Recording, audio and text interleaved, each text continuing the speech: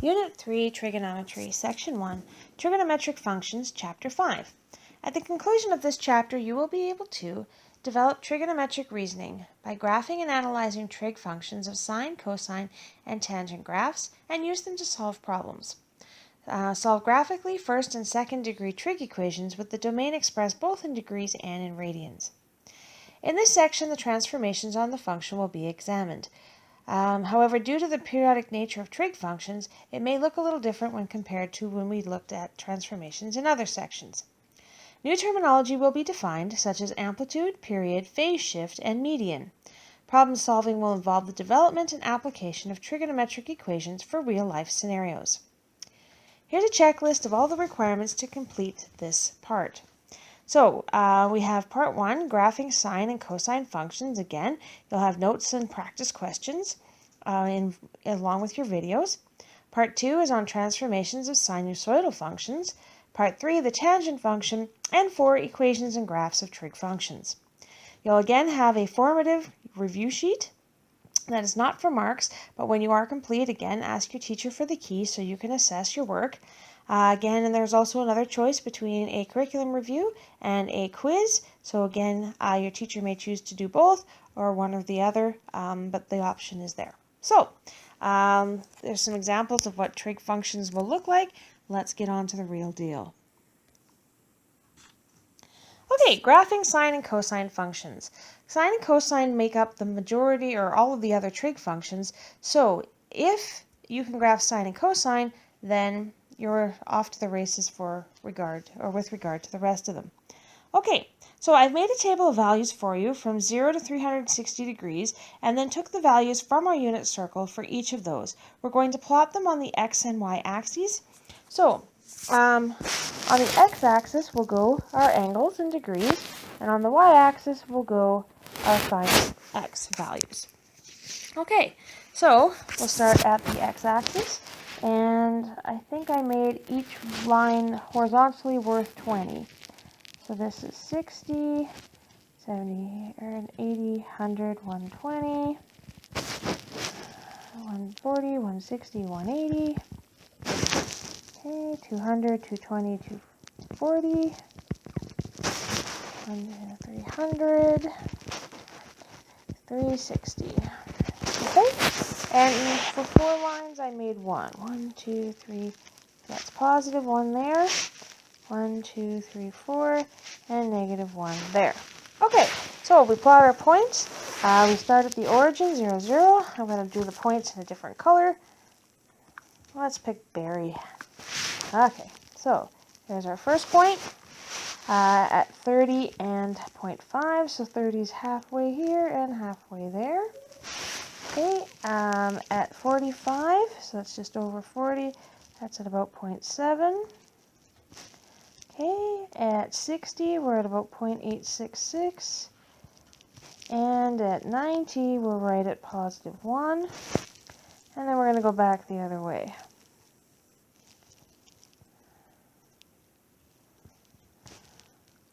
$120, $135. 150 and 180. Good? Okay, and now we do the reverse underneath the axis. So at 210, we're at 0.5. Okay, and about here, and about here, and we're at negative 1 there at 270, and then we go back up toward the x-axis. Okay, great. Now that the points have all been plotted, we can connect them with a nice smooth curve. Do your best there. All right, and that is the graph of y equals sine x. Okay. Determine the following characteristics from the graph. X-intercepts. Okay, so it crosses the x-axis here, here, and here. So that's at 0 degrees, at 180 degrees, and at 360 degrees. Okay, the y-intercept, there's only one, and that is also at 0 degrees. Now, amplitude is a new word. If you notice at the bottom of the page, there's a definition there. It is a vertical distance from the median, so halfway between the max and the min, to the max or the min. So, halfway between is right here on the x-axis, and the distance from the x-axis to the maximum is 1. The distance from the x-axis to the minimum is also 1, so the amplitude would be 1. Okay? The period is the number of degrees or radians for a complete cycle. So, if you notice, our cycle starts here on the x and y axes and goes up. We don't see that happen again until here at 360, it crosses the x-axis and goes up. So, the period then would be 360 degrees. Okay, we already talked about the median. The median is halfway between the max and the min. So in this case, it would be at y is equal to 0. The maximum is the highest point on the graph, so that's at y is plus 1. And the minimum is the lowest point on the graph, so negative 1. The domain for this graph, well, would be our values that x can be. If you'll notice, this graph will continue on, because remember, we can continue to rotate around the circle, both clockwise and counterclockwise. So therefore, our domain is x belongs to reals. Okay, the graph is continuous. There's nothing it can't be. We can sine pretty much any angle we want to. Okay? The range, on the other hand, is between the max and the min. So between negative 1, which y can equal, to positive 1, and y, of course, is a real number because we can connect the dots. Okay? Good. So if you'll notice, there's also a definition here at the bottom of the page for the period. It's the horizontal distance between repetitive points. Okay, so again, remember where I said it started at the x-axis and went up. That didn't happen again until 360. Okay, so for example, from a maximum to a maximum or a minimum to a minimum, a maximum to a maximum is still 360, or minimum to minimum, also 360. Is the period from the x-intercept to x-intercept? Well, from one x-intercept at 0 to 180 is not 360 degrees. So the answer to that is no. It has to be max to max or min to min, or some similar point to that same similar point later on in the cycle. Okay, next page. Go back to my blue ink. All right, same thing. We're going to plot the following points, but now this is a cosine graph instead of a sine graph. So we're also going to plot these in radians instead of in degrees, okay? All right, so I kept my y-axis the same at 1, 2, 3, 4 was positive 1, and 1, 2, 3, 4, negative 1, okay? And then I made every line on the x-axis a pi over 6. So that's 1 pi over 6, 2 pi over 6, 3 pi over 6, which is pi over 2, 4 pi over 6, 5 pi over 6, 6 pi over 6, which is just pi, 7 pi over 6, 8 pi over 6, 9 pi over 6, or 3 pi over 2, 10 pi over 6, 11 pi over 6, and 12 pi over 6, which is 2 pi. That'll allow us to get in a complete cycle. I'm going to change my pen color again so that you can see the graph instead of looking at my labels. Okay, so if you'll notice, when x is 0, y is 1, so we're actually going to start this graph up here at the top, okay? And then it crosses at pi over 2 and has a minimum at pi, crosses again at 3 pi over 2, and has another maximum here at 2 pi, okay? And again, you can plot the other points there. So at pi over 6, it's at about 0.866, so it's about there. And at pi over 3, which is 2 pi over 6's, that's at 0.5, so that looks like that. Okay, same here on the reverse. Okay. Notice that these graphs are symmetrical. So you can helps you to plot the points a little easier by knowing that. Okay, good. And again, we're going to connect the dots with a nice smooth curve. Okay, and again, you can keep going. Oops.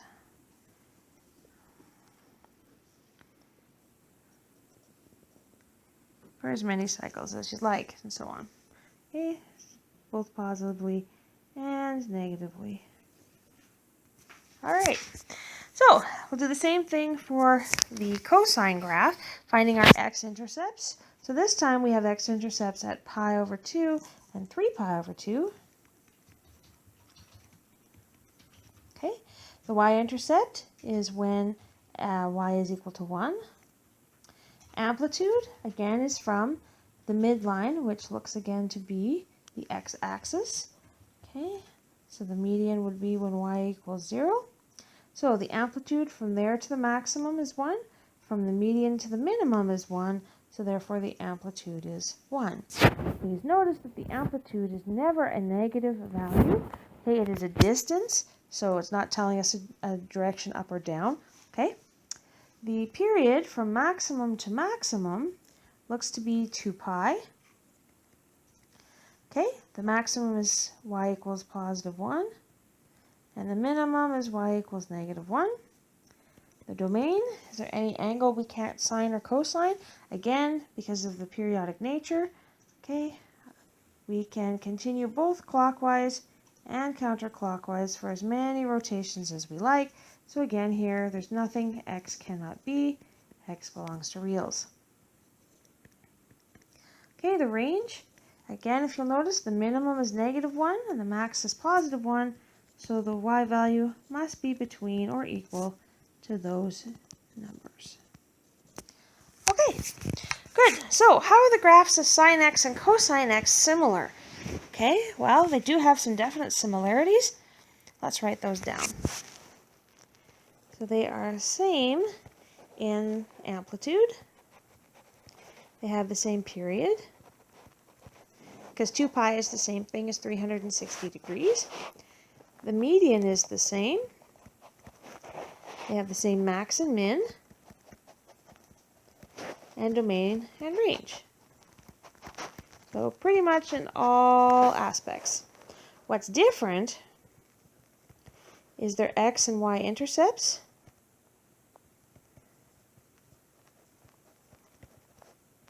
Okay, and if you'll notice though, the graph and sine and cosine are almost identical, but the cosine graph is shifted some from as compared to the sine graph. Okay, so there is a change in shift by pi over 2, and that could be to the left or right, depending on whether you're asking about sine to cos or cos to sine.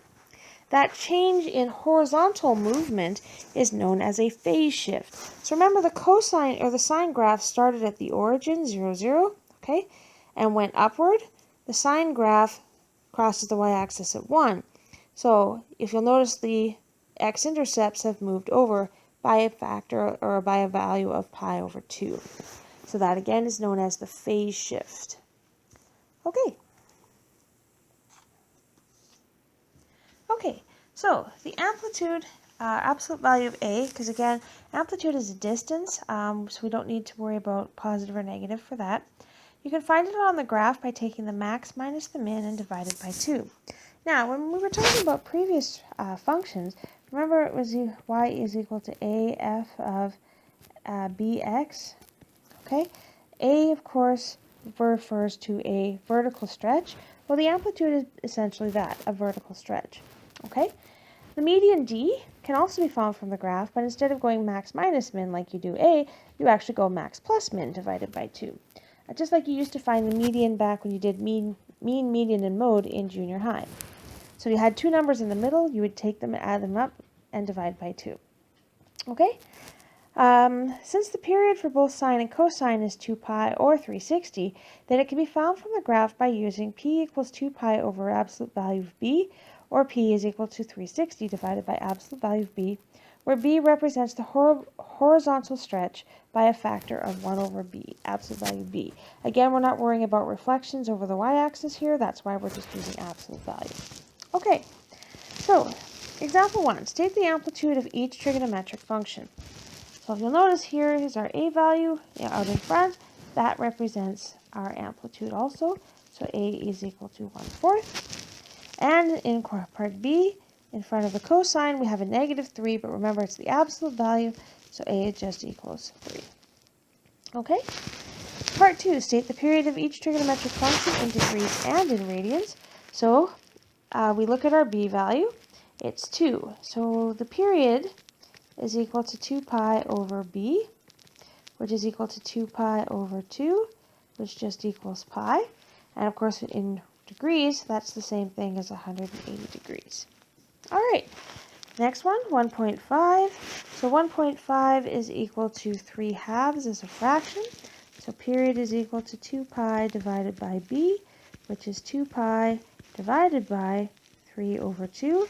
So that's the same as 2 pi over 1 times 2 over 3, or 4 pi over 3.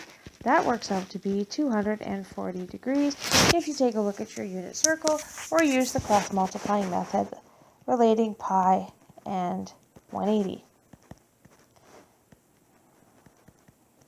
Okay, and you get 240 degrees if you multiply those guys. Okay, number 3. Find the period and amplitude of each trigonometric function. Okay, so the period is from max to max or min to min, or from one x-intercept to a full cycle, so skipping the middle x-intercept and going to the second x-intercept. So we see here the graph is going up from the x-axis, and again we see that here. Okay, if we go to this x-intercept, the graph is going down, so that's not the same point. Okay, awesome. So from here to here, that looks like a distance of about, let's see, that one's going to be hard to find. So if we go from max to min, then double it, because that would be half of the period, then we can use that to find our period. So if we take 7.06 and subtract 2.32, we should be getting 4.74, which is approximately equal to 3 pi. Okay, and so that would be our period, is 3 pi. Now, our amplitude would be from the x-axis, because that looks like it's our median, to the maximum. So if you'll notice here on the coordinates, it goes to 0.5. So our maximum's at positive 0.5, our min's at negative 0.5. So our amplitude could be max plus min, minus min, divided by 2. So 0.5 minus negative 0.5 divided by 2. That gives us plus plus. So that would give us 1 over 2, which is still 0.5. Good. So period and amplitude successful. Okay, part B.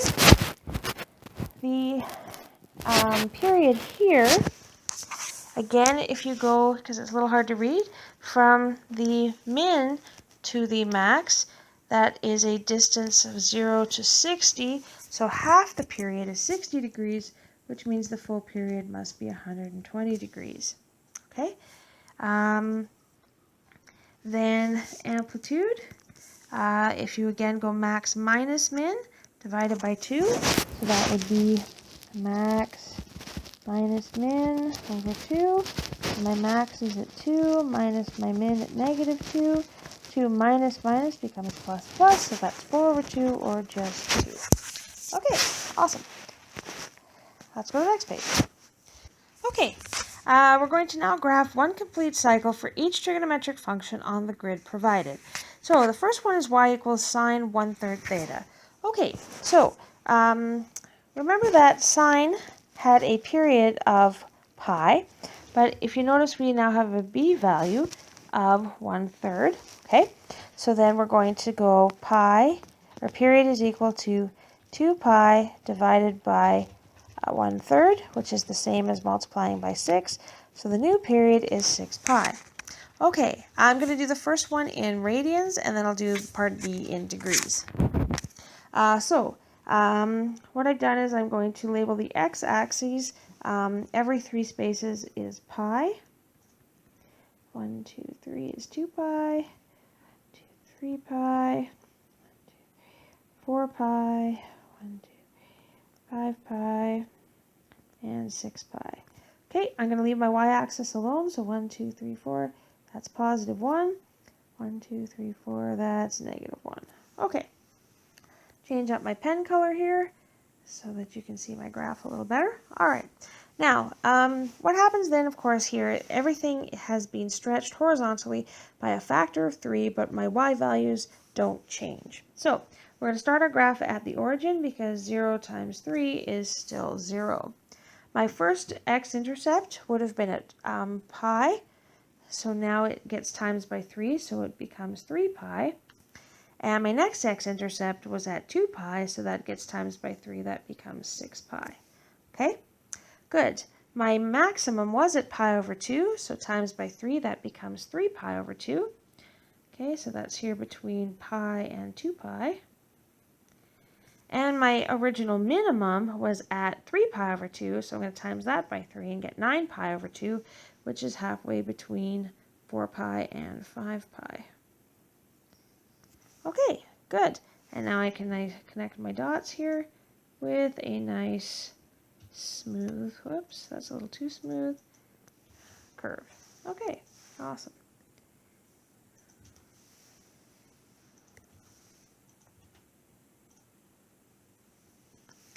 All right, there you go. And that, of course, is the graph of y equals sine 1/3 theta. All right, great. We'll move down to the next graph. And we'll be doing that one in terms of degrees. So in this case, we have a b value of 4. So period is equal to 360 over b. So that's 360 over 4, which is 90 degrees. So the period is 90 degrees. What I'm going to do on my x-axis is every 2 spaces represents 10 degrees. So that's 10, 20, 30, 40, 50, 60, 70, 80, and 90 to get in one full cycle. Okay, we also have a -2 out front, which means that my amplitude is 2, but the negative tells me that I've been reflected over the x-axis. So I'm going to let every 4 spaces still equal 1. So this will be positive 1, and this will be positive 2. And 1, 2, 3, 4, negative 1, and negative 2 down here at the bottom. Okay, change my pen color so you can actually see my graphing going on. Okay, so the cosine graph started at positive 1 on the y-axis, so that's going to get reflected to negative 1 and stretched by a factor of 2 because of the amplitude. So we're actually going to start this graph down here at negative 2. Okay, now our period has been shrank by a factor of 4, so everything is 1/4 of where it was before. So the minimum was normally at 180 degrees, okay? So now it's going to be at 1/4 of that, which is 45 degrees, and again reflected and stretched by a factor of 2, so that's going to end up here. And then after one complete cycle, okay, we're back down at a minimum of 90 degrees. My x-intercepts were previously at 90 degrees and 270 degrees, so we would have had to divide those by 4. So 90 divided by 4 is 22.5, so that's where the one y x-intercept is going to go, and the other one should be at 67.5. Okay, good. And so now we're going to again connect our dots with as smooth a curve as I can make it. Okay, great. So again, feel free to watch the video if you want to recap this. Make sure that you do your practice on page 233 and show your teacher when you're finished. Have a great day.